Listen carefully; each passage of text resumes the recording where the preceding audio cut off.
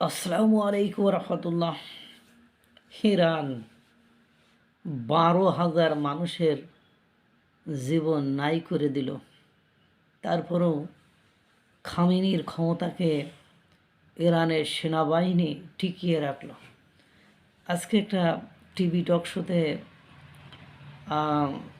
আমজনতা পার্টির তারেকের বক্তব্য শুনলাম। কয় ইরানের সেনাবাহিনী খামেনির পাশে থেকে ইরানের শাসন ক্ষমতা টিকিয়ে রাখলো, আর বাংলাদেশের সেনাবাহিনী মানে মূলত বলতে চেয়েছে যে ইরানের সেনাবাহিনী যদি বিক্ষোভকারীদের সাথে চলে যেত তাহলে খামেনি সরকারের পতন হতো, কিন্তু সেটা করেনি।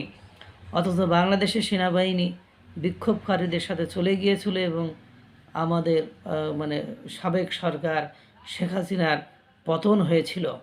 কিন্তু সেই মানে সেনাবাহিনীকেই আমরা আবার মানে অপরাধীর কাঠগড়ায় দাঁড় করাচ্ছি, তাদেরকে গালিগালাজ করছি, ক্যান্টনমেন্টে রিট খুলে নিতে চাচ্ছি, ওয়াকারুজ্জামানকে গালির সাগরে ভাসিয়ে দিচ্ছি। এটাই বাস্তবতা। যাই যে কথা বলছিলাম, ইরানে খামেনি মানে যারা বিক্ষোভ করেছিল, আন্দোলন করেছিল, তাকে আল্লাহর শত্রু বলে, বিদ্রোহীকারীদেরকে আল্লাহর শত্রু বলে ঘোষণা দিয়ে তাজা গুলি করে এ পর্যন্ত মিডিয়াতে যত খবর এসেছে তাতে জানা গিয়েছে 12,000 বিক্ষোভকারীকে হত্যা করেছে খামেনি সরকার, অর্থাৎ ইরান। এখন দেখেন ওই দেশে এমন একটা অবস্থা হয়েছে, বিক্ষোভকারীরা আপনার মানে না খেয়ে মারা যাবে, তারপরেও বিক্ষোভ করতে পারবে না। বিক্ষোভকারীরা না খেয়ে মারা যাবে, তারপরেও আন্দোলন করতে পারবে না। মানে কোনো পরিবেশ পরিস্থিতি আর ইরান এর খামেনি সরকারের পতন তারা চায় না।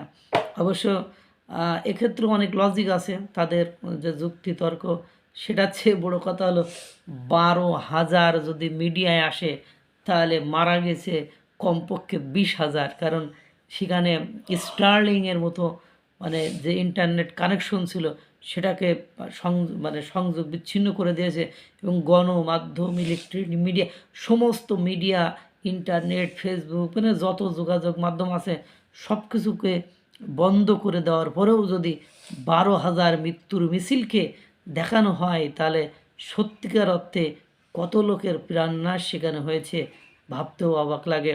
আল্লাহ তাআলা সকলকে ভালো রাখুক, সুস্থ রাখুক। আসসালামু আলাইকুম রহমতুল্লাহ।